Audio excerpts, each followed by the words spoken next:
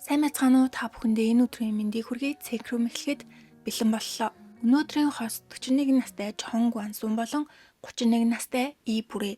Тэд гэрлээд 10 жил болж байгаа бөгөөд 10 болон 8 настай 2 охинтой бүрээ нэвтрүүлэгт бүртгүүлсэн.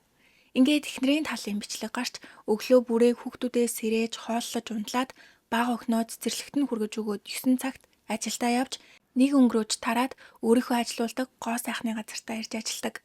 Тэрээр энэ гоо сайхны газрыг 26 настайгаас хойш ажиллуулж байгаа юм байна. Гэтэл цаг аль хэдийнэ 2 өнгөрч явахад нөхөр гэртээ унтцаар.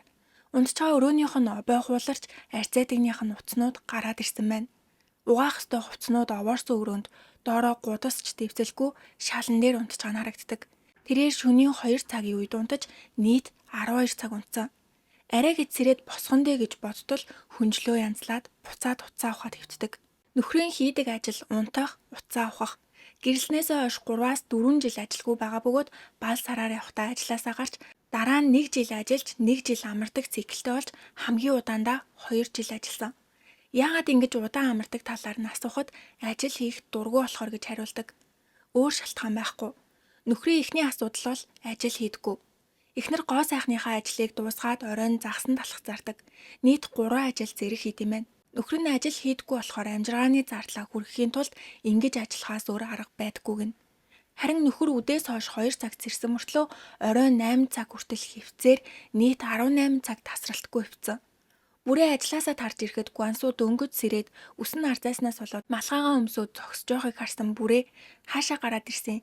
Гэрт хийх юм их байна. Хог овоорсон байна гэхэд чи хий гэж уурлаж зөвхөн өөрийнхөө идэх хоолыг хийж өрөөндөө оруулж ирээд ганцаараа иддэг. Энэ хооронд бүрээ гэрээ цэвэрлж хувцснуудаа угааж нөхрийнхөө зааваруулсан тоогоо шангаыг угаадаг. Яагаад гэртээ юу ч хийхгүй амардаг талаар нь асуухад ямар ч шалтгаан байхгүй. Зүгээр л юу ч хийх дургүй гинэ. 하기가 싫더라고요. 귀찮은 거. Нөхрийн 2 дахь асуудал бол гэрийн ажилд огт тусалдаггүй. Гуансуу шөнийн 12 цагт хувцас өмсөөд каска аваад гэрээсээ гардаг. Шөнийн ажил хийхээр гарчгаан болов гэж бодтол писи рүү явсан. Гуансуу писи болон гар утасны тоглоомд орсон байгаа бөгөөд нийт 2 сая 700 мянган вон тоглоомд үржээ. Гуансууг писи тоглож байгаа хооронд бүрээ гэр орны ажиллаа хийсээр үүрийн 3 цагт орондоо ордог бол Гуансуу өглөөний 6 өнгөрөөж гэртээ ирээд унтдаг өрөөндөө орж утсаа авахдаг. Нөхрийн 3 дахь асуудал бол тоглоом. Тэгвэл ийм байгаад нь ямар нэгэн шалтгаан байгаа юм болов? Гуансуу их нэртэй оймс үг гэхэд бүрээ өөрөө олоод өмс гэж хариулдаг. Ингээд Гуансуу өрөөн дотор овоолсон тэр их хувцсан дотроос 2 өөр өнгийн оймс олж өмсдөг. Мөн 1 сар усанд орохгүй гэж үтсэн бөгөөд өвөл хүүтэнд агаар оруулах нь бага байдаг болохоор гэрээс эвгүй үнэр гардаг. Тэрнээс болоод бүрээ маш их стрессдэг гинэ. Ийм том болсон үнийг хүчээр усанд оруулалттай нэш. Том охин нь аав шүдээ угаадаггүй болохоор амнаас нь өмхийн үнэртдгээ гэдэг. Гуансуу ихэвчлэн 14 хоногт 1 удаа усанд ордог. Бүрээ хоолоо хийчээд нөхрийнхөө өрөө рүү орж хоол идгэж дуудсан ч босч ирээгүй болохоор уц руу залгаж арай гэж өрөөнөөс нь гаргадаг. Ингээд 15 минутын турш ширээ тойрч хоол идсэн ч хоорондоо юу ч ярилгүй Гуансуу идэж дуусаад аягааваад босдог. Тэрээр амарч яхад нь хажууд нь хин нэг ярахад дургуу гинэ. Хоолоо идчихэд буцаад өрөө рүүгээ орж уцаа авахад хэвтэж яхад нь бүрээ орж ирээд хамт явж хогоо айцгаая. Өдөр болгон би идэг. Жохон ярилцъя гэсэн боловч гар зайл надад хийх юм байгаа болохоор өөрөө хий гэж уурлаад эхнэрээ хараадаг. 얘기 좀 하자. 가라, 꺼져라. 뭐? 가라. 내 할 건 또 네가 해라고. 네가 Заримдаа гар хурж барьж ийсэн юм шийддэг. Нөхрийн 3 дахь асуудал бол доромжлох, хүчирхийлэх. Гэрийнх нь энэ тэнтгүй эвдэр чимхэрсэн юмнууд байд юм байна. Одоо гэрт нь байгаа зурагт 3 дахь нь. Хажууд нь үглэхээр гартаа барьж ийсэн удирдлах ч юм уу ямар нэгэн юмаа шууд зурагт руу шидэж хагалдаг бөгөөд гэрт нь байх цонхны шилийг хүртэл хагалсан. Бүрээ хүүхдүүдийн аав болохоор цаашдаа сайхан амьдрах хүсэл байгаа ч бүр болохгүй бол хүүхдүүдээ ганцаараа өсгөөд гуруулан амьдрах бодолтой байгаа талаараа ярьдаг. Уг нь Гуансуу ажил хийхээрээ гэрийн ажил тусалж хүүхдүүдээ сургууль цэцэрлэгээс нь аваад их нэртэй тусалдагч ажилгүй үедээ ийм болчдөг юм байна. Ингээд эхнэрийн талын бичлэг дууссан ч нөхрийн талд гаргах бичлэг байсангүй. Нэвтрүүлгийн магаас хэн нэгний талын бичлэг биш бодит байдлыг харуулсан бичлэг гаргадаг. Тэд анх бүрээг дэлгүүрт цагийн ажил хийдэг багтан танилцжээ. Гуансуу байнга орж ирдэг үйлчлүүлэгчнээс нь тэрээр бүрээ таалагдсан болохоор үерхэг санал тавьсан. 3-7 хоногийн турш тасралтгүй дэлгүүрээр нь орсны эцэст 6 сар үерхэд хурмаа хийжээ. Гуансуу эргэдэг байхдаа барилга дээр ажиллагаас гадна хоол хүргэлтийн ажил хийж нэг дор 3 ажил зэрэг хийжсэн ч 10 жилийн дараа тэсөөр хүн болжээ. 5 жилийн өмнөөс эхлээд өөрчлөгдөж эхэлсэн бөгөөд ямар нэгэн гинтийн зүйл болоогүй, ямар ч шалтгаангүй юм болсон. Анх амьдарч эхлэхдээ эхнэр нь хүртэл гэр орныхоо ажлыг сайн хийдэг байсан ч одоо бүр анхаарахаа болж шалан дээрээ хувцас овоолжгоод тэндээсээ өмсөх юм олдог болсон. Уг нь хувцсны шүүгээ байгаач огт ашигладаггүй бүгдээрээ хоосон. Мөн гэр нь тэр чигтээ бохир. Тэдний эхний асуудал бараг л гэрээ цэвэрлдэггүй. Дараагийн асуудал нь бие бинийгээ адилхан харааж адилхан гар үрдэг. Гуансуу эхнэрээ бардахгүй бөгөөд цохиулахаар амар өвддөг. Дахиад жоохон байх юм бол тэсгүй зүхтах юм шиг санагддаг гинэ. Тэд зодолдож Гуансуу зурагтаа хагалж исэн бол бүрээ ус буцлагчаа эвдэлж ээжээ. Гуансууг юм ярихгүй зүхтаад ахаар бүрээ тэсгээ болоод цохиж эхэлт юм байна. Нэг өглөө үүрээр хэрэлтжээтэл том охин нь сэрээд цагдаад аав ээжийг зодоод ийн гэж дуудлага өгчээ. Уг нь хинэн ч зодоогүй харилцан зодтолж исэн юм байна. Тэдний 3 дахь асуудал бол эцэг эхийн хариуцлагагүй байдал. Бүрээ өглөө ажилдаа явахынхаа өмнө хичээл нь амарсан том охиндоо байн битгий залгаад агаарай. Аавыгаас сэрээж уурлуулж болохгүй шүү гэж хэлээд явна. Бүрээг явсны дараа охин хоолоо халааж ямар ч тухгүй замраагүй гэртээ идэж аяга тавга ураадаг. Охиных нь хоолоо өвдөж ээж рүүгээ залгана. Бүрээ аав чи унтж байгаа мó гэж асуухад охин аавынхаа өрөөний хаалгыг нээж үзээд унтж ийн гэж хариулдаг. Уг нь унтаагүй уцаа ухаад хэвтжээснийг охин анзаарсангүй. Ингээд том охин ээж дээрээ ирэхэд бүрээ аавдаа эмнэлэг явъя гэж хэлэхгүй яасан бэ гэж уцаарлана. Өмнөх оройн нөхөртөө хүүхдүүд ханиад хүрсэн байна. Эмнэлэг аваад явчих гэж хэлсэн ч сонсоогүй юм шиг царайлжээ. Бага охин нь хөлөө гипсдүүлээд 2-7 онжгоо байна. Хүүхдүүдээ яагаад эмнэлэг дагуулж явдаггүй талаар Гуансуугээс асуухад ядаргаатай санагддаг болохоор гэж хариулдаг. Бага охин нь хөлөө гипсдүүлсэн чихтэй идэх юм авахаар шүүгээрүүгээ авирч алим идэхийн тулд хайчаар ажиллах гэж оролддог. Аав нь нөгөө өрөөнд байгаа мөртлөө хүүхдүүддээ огт анхаардаггүй болохоор бичлэг хийж авах хугацаанд нэвтрүүлгийн багийнхан хүүхдүүдэд анхаарал тавьсан. Ээж нь орой болтол ажилдаг болохоор ээжийнхээ ажилдаа ойрхон газар хоол идээд том охин нь дүүгээ дагуулад гэртээ хардаг. Аав ээж байхгүй биш байгаа. Аав нь бүр өдөржингөө гэртээ байж унтаж уцаа авахаас өөр зүйл хийхгүй байгаа мөртлөө хүүхдүүдэд анхаарал тавихгүй байгаа нь асуудал. Тэгээд төрсөн хүүхэд нь биш юм болов уу гэж утсан чинь муу юм байна. Бүрээ ажиллаад харж ирээд хүүхдүүдийнхээ маргаашийн хоолыг нь бэлтэж явах орондоо Гуансууд хүүхдүүдээ жоохон ч гэсэн анхаар гэж хэлдэгч би хүүхдүүдийг биш хүүхдүүд намайг харах ёстой гэж хариулдаг. 나을 걸 꽤나 보라고. 야, 얘나 봐라고. 애가 나를 봐야지. 내가 얘를 보나. Хөтлөгч тэсгээ болж ингийн бол яах гэж гэрлэж яах гэж хүүхэд гаргасан юм бэ? Бүх зүйлийг ойлгодог болсон хүүхдүүдийн хажууд нэг нэгнээ харах юм бол ирээдүйд яг та нар шиг хүмүүс болно гэж хэлж дуусаагүй байтал бичлэг гарч бүрээ охтуудаа нохооныхоо баасыг цэвэрлэх гэхэд том охин би өглөө цэвэрлсэн гэж уурлаж дүүн цэвэрлэхээр болдог. Тэд хоорондоо яг аав ээж хэрэлтэн. 왜 나를 모르고 내 생각에 내가 다치우잖아. 왜 나 혼자 지키는데 너무하다 이게. 아 뒤져버렸어.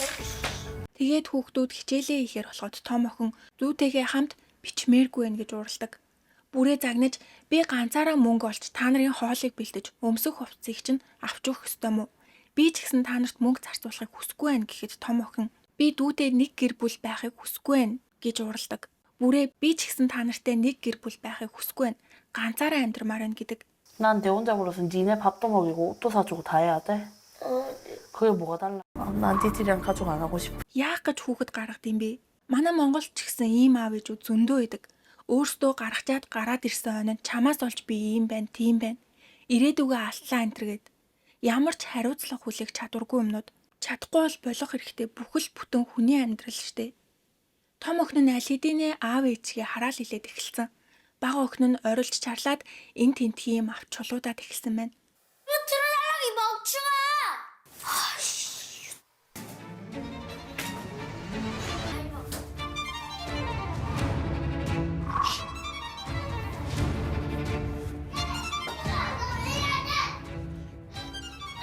조용 안 하나? 내려와, 이***야. Гуансуу хүүхдүүдээ эрхлүүлэхдээ хацрыг нь чимхэж биед нь хүрч тоглоомыг нь булааж уурлуулж эрхлүүлд юм байна. Хөөхөн болохоор өдмөр санагддаг гинэ. Гэтэл энээс нь болоод охтууд ааваасаа цухтаж унтахтаа өрөөнийхөө хаалгыг хааж унтдаг. Том охины хэлснээр өмнө нь аавтайгаа хамт байхад гоё байсан ч нэг мэтгэд өөрчлөгдөж байнга хэвтдэг болсон. Өдрөө болгон бит хоёрын хоолыг иддэг. Аав өрөөнөөсөө гарч ирэхгүй байгаасаа гэж хүсдэг. Аавыг өөр ааваар солимоор байна гэдэг. Хүүхдүүдийн зурсан зурганд нэг бол аав нь байхгүй, нэг бол маш жижигээр зурагдсан байна. Гуансу өдөртөө хүүхдүүдтэйгээ хамгийн ихдээ 10 өгүүлбэр ярьдаг. 7 хоногт ганц ч удаа гэр бүлтэйгээ хамт хооллолтгүй. Ингээд бичлэг дуусч хосууд өрөөндөө ирээд бүрээ бичлэгээ үзгээд үнэхээр хэцүү байлаа. Хоёлоо одоо ухаан ороод сайхан амьдарцгаая гэж хэлсэн ч Гуансу ярилцахаас татгалзаж ядраад байна гэд хэвтээд өгдөг. Бүрээгийн салах бодол 70% байгаа бол Гуансугийн 50% байгаа бөгөөд салаад сэтгэл санаагаа тайван байлгахыг хүсэж байгааг нь. Маргааш болж бүрээ зөвлөгөө авахар ирлээ. Сэтгэл зүйч танай нөхөр гэр бүлдээ ямар ч үүрэг гүйцэтгэдэггүй. Бүх зүйлийг та чирж болгож байгаа. Яагаад энэ бүх ачаа ганцаараа үрээд байгаа юм бэ? Шалтгаан байгаа юу? Ийм хэцүү байхад хүртэл нөхрөө чирж авч явсаар байгаа шалтгаан чи юу вэ гэхэд нөхөртөө хайртай болохоор гэж хариулдаг. Сэтгэл зүйч та нөхрөө хариуцлага хүлээх ёстой гэж боддгоо. Тэр таны хүүхэд биш штэ гэхэд бүрээ тэр хүн гэрээс яваад бий байхгүй бол яах вэ гэж маш их санаа зовдөг. Аав ээж нь эрт нас барж надаас өөр нөхрийг маань наашаа гэх хүн байхгүй болохоор үргэлж өрөвддгөө гэдэг. Сэтгэл зүйч үннийг хэлэхэд надад танд хэлэх үг алхаа. Та үнэхээр гайхалтай хүн. Өдөө хүртэл нөхрөө ингэж их хайрлсны ачаар гэр бүл чинь бүрэн бүтэн үлдэж чадсан гэдэг. Дараа нь Гуансу орж ирэхэд сэтгэл зүйч эхнэр чинь тантай яагаад хамт амьдарч байгаа гэж бодож ийн гэхэд хүүхдүүдээс болж байгаа хаа гэв. Таны хувьд эхнэртэйгээ амьдарч байгаа шалтгаан бараг л байхгүй гэсэн. Тэгвэл одоо гэр бүлдээ ямар байр суурьтай хүн гэж өөрийгөө бодож ийн гэхэд хамгийн доор байгаа хүн гэж бодож байна гэдэг. Сэтгэл зүйч таны одоогийн байдлыг өвчнөдөө зүйрлэх юм бол эрт үеийн хор тавдар шиг харагдаж байна. Эрт үеийн хавдрын үед юу ч хийлгүй зүгээр ажигладаг. Гэхдээ хавдар бүр хүндрэх юм бол авахаас өөр аргагүй болно. Тэгэхээр та одоогоор байгаа байхгүй нь мэддэхгүй амьдарч байгаач эхнэр чинь тантай хамт байсаар байна. Таны байгаа чинь энэ гэр бүлд хохирол учруулад ах юм бол авч хаяхаас өөр аргагүй болно. Хэрвээ салвал таны амьдралд юу болох вэ гэхэд Гуансу ганцаараа тэнүүчилж амьдрах байхаа гэдэг.